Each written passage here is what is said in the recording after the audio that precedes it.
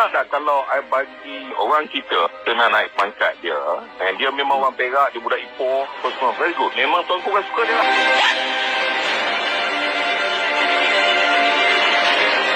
I am now chairman of Suruhanjaya Perkhidmatan Polis.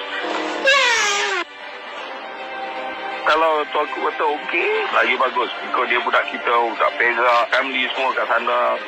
And it will be very good for us.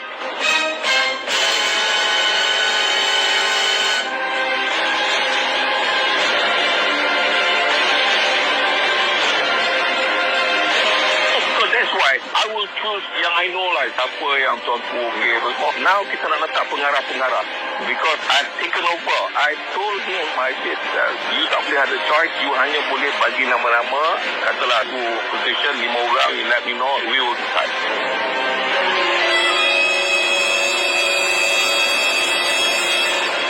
Not for you to decide anymore like before. All the ketua polis negeri, dia tak boleh decide.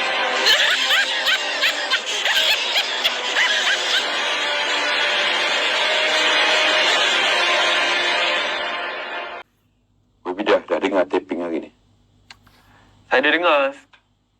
Agak pendek tapi ada dengar. Ini berkenaan isu rombakan polis. Apa nak jadi dengan negara kita ni? Taping berlaku di sana sini ni. Pertama sekali, saya bila taping berkenaan dengan Datuk Seri Anwar dengan Datuk Seri Zahid, implikasi politik dalaman itu biar parti masing-masing jawab dan ada tindak balasnya. Tetapi budaya taping-taping ni perkara yang salah. Dan ini bukan berkenaan soal jenayah ya. Ini berkenaan soal politik. Kalau di Amerika Syarikat ada perkara ni dilakukan ya pada tahun 1970. Presiden tersebut kena buang. Ya? Nixon kena buang kerana dia intip ke atas lawannya. Di Malaysia diraikan sampai dapat digunakan sebagai senjata politik. Ya? Itu perkara yang saya rasa jelas salah. Tapi kalau perkara melibatkan jenayah, itu biar mahkamah tentukan. Ya? Sebab itu saya rasa intip-ngintip ni saya rasa jelas salah. Kontennya boleh dibincangkan. Tapi jika kita tidak perbetulkan perkara ini, bila kita nak berhenti? Hari ini kita tip 5-10 tahun akan datang bila jom pembangkang, kita buat benda sama. Bayangkan perbualan-perbualan intim, mungkin dengan keluarganya, isterinya, girlfriendnya, perbualan-perbualan dengan rakan-rakan sahabat politik, semua perkara ini, itu bukan tanggungjawab negara demokrasi dan matang seperti Malaysia. Dan akhirnya kita lihat hari ini mungkin will backfire.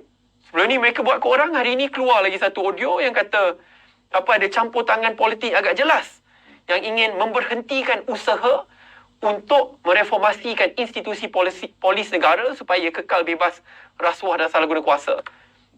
Itulah saya kata, kamu buat dekat orang ini, akhirnya akan terkena kepada kamu pada masa yang akan datang. Kalau kita nak ikut ini apa yang saya dengar taping, ikut daripada kalau itu benar suara Zahid dengan suara Anwar, dan kalau itu benar suara Hamzah Zainuddin, saya rasa suara Hamzah Zainuddin tu yang patut polis siasat. Sebab dia melibatkan satu campur tangan yang cukup besar. Tapi polis pun ya siasat.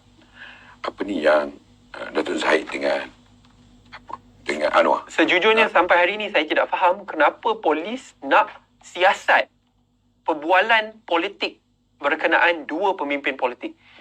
Implikasi politik dari parti masing-masing itu hak parti masing-masing. Ya. Bagaimana pembangkang ingin menuntut penjelasan daripada Datuk Seri Anwar Ibrahim, itu hak kita. Ya, sama. UMNO bagi Datuk Seri Zahid. Tapi apa kena mengena dengan campur tangan polis? Bukan jenayah. Bukan jenayah. Bukan orang buat bank. Itu betul apa saudara kata, Tuan kata. Kalau berkenaan campur tangan ya, ke dalam institusi polis, kepolisian negara, khususnya pada masa-masa yang agak getir di mana pihak polis sedang budaya kotor sedang dibersihkan. Tiba-tiba sekarang nak ada campur tangan. Baik itu saya berharap kalau betul ya akan ada siasatan yang telus dan adil yang wajib dilakukan. Ini berkenaan integriti polis ni. Ya, bayangkan kes Macau scam, ya. Kes tender berbilion ringgit, ya, yang akhirnya melibatkan banyak institusi-institusi kerajaan dengan kes Niki, ya, yang telah pun disabitkan. Tiba-tiba Bila kita nak bersihkan, institusi kepolisian negara ada campur tangan politik. Dan sebelum ni orang kata penipuan. Tapi kalau betul audio ini, itu adalah perkara jenayah, perkara salah dan wajib ada campur tangan supaya ada tindakan susulan. Dan saya berharap dalam bab ini kerana melibatkan institusi yang sangat penting, polis negara wajib ada RCI yang perlu ditubuhkan. Dan kerana ia dipanggil polis diraja Malaysia, saya sebagai salah seorang ahli parlimen, suaranya kecil, kerdil, ingin memohon bantuan campur tangan Duli Yang Maha Mulia yang di-Pertuan Agong kerana ini melibatkan institusi yang di bawah tata kelolanya.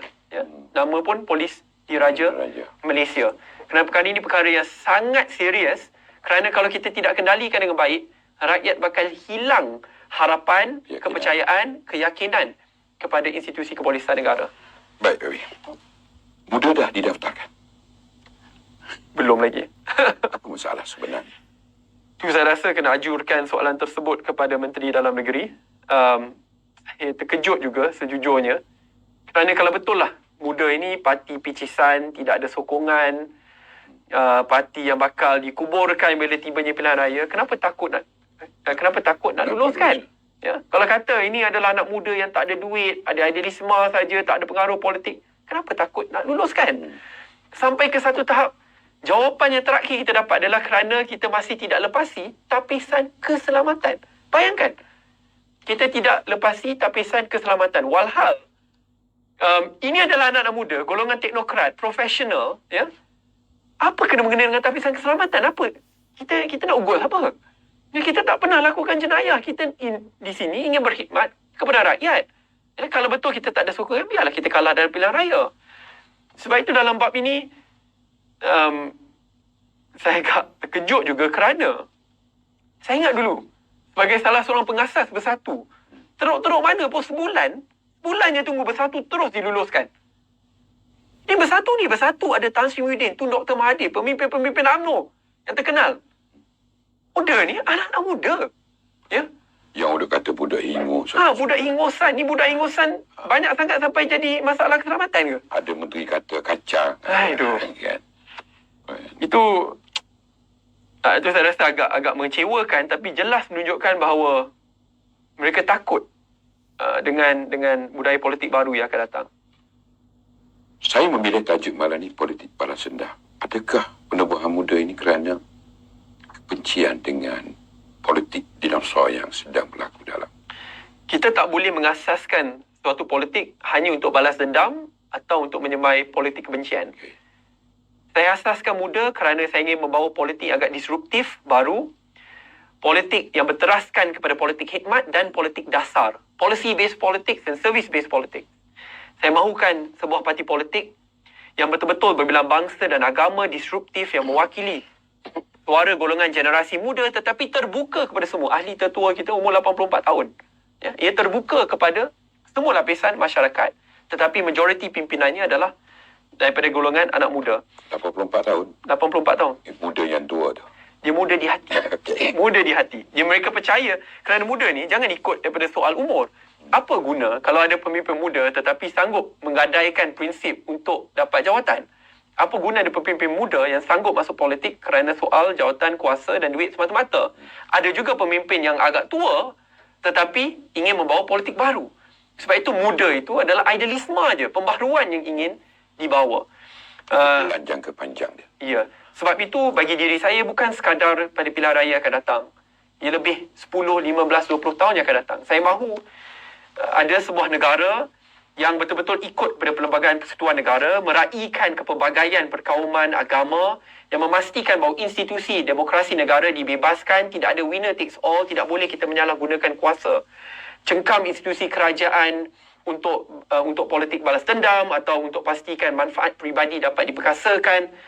Pastikan bahawa kekayaan itu dikongsikan bersama. Pastikan kita ada sistem pencukaian yang adil, bukan sahaja fokus pada golongan bawahan dan pertengahan. Kita perlu ada inheritance tax, capital gains tax, cukai-cukai yang fokus kepada golongan yang kaya raya. Saya rasa inilah budaya politik yang baru, di mana kita bicarakan soal dasar. Kalau kita tidak bersetuju dengan satu sama lain, kita berdebat soal dasar. Tak perlu kita nak bunuh karakter satu sama lain. Fokus policy based issues. bagaimana kita ingin memperbaharui politik di Malaysia. Ya.